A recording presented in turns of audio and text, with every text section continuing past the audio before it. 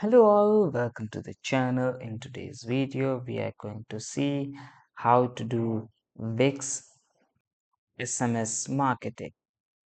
To do that, first you need to visit the Wix website. After that, you have to go to the settings on your bottom left. Click on settings. After clicking on settings, you have to scroll down a bit and come to the communications and notification, in which you have to select the communication channels. In that, you have to scroll down and go to Wix SMS, where you can see manage SMS. Click on manage SMS, and as you can see, you will be able to start your SMS from here after upgrading your account.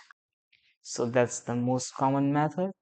But if you don't want to upgrade your account, then you can do this. First, you need to go to the applications.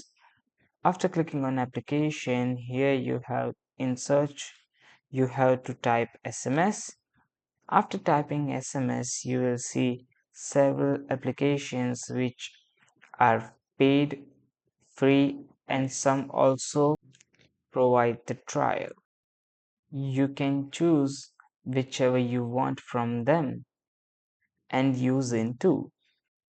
So I hope this video has helped you.